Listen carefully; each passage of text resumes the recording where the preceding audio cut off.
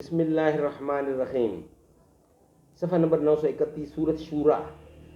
ناظرین، ہم قرآن کی تمام صورتوں کا فرداً تعارف کروا رہے ہیں۔ یہ سیریل کے حساب سے 42 نمبر پہ ہے سورۃ شورا۔ ناظرین، کتاب کا نام ہے توضیح القرآن، آسان ترجمہ قرآن تشریحات کے ساتھ، از مفتی محمد تقی عثمانی۔ اعوذ باللہ من الشیطان الرجیم، بسم اللہ الرحمن الرحیم۔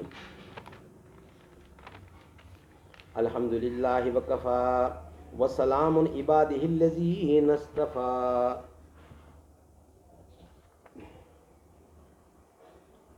علیہ یرد 25 نمبر پارہ ہے، 25واں، اور سورۃ شورا 42 نمبر۔ یہ سورت مکی ہے اور اس میں 53 آیتیں ہیں اور 6 رکوع ہیں۔ بسم اللہ الرحمن الرحیم، حامیم عین سین قاف، کذالک یوحی الیک وإلی الذین من قبلک اللہ العزیز الحکیم۔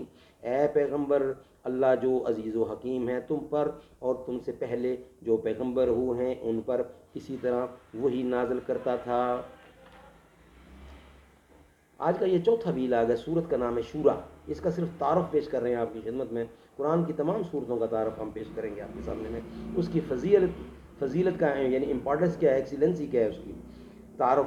یہ حوامیم کے مجموعے کی تیسری صورت ہے۔ دوسری مکی صورتوں کی طرح اس میں بھی توحید، رسالت اور آخرت کے بنیادی عقائد پر زور دیا گیا ہے اور ایمان کی قابل تعریف صفات بیان فرمائی گئی ہیں۔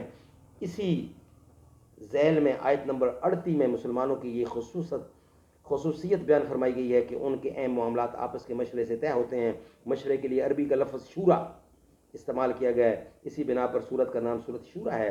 سورت کے آخر میں یہ بتایا گیا ہے کہ اللہ تعالیٰ کسی بھی انسان سے روبرو ہو کر ہم کلام نہیں ہوتا بلکہ وحی کے ذریعے کلام فرماتا ہے، اور پھر اس وحی کی مختلف صورتیں بیان فرمائی گئی ہیں۔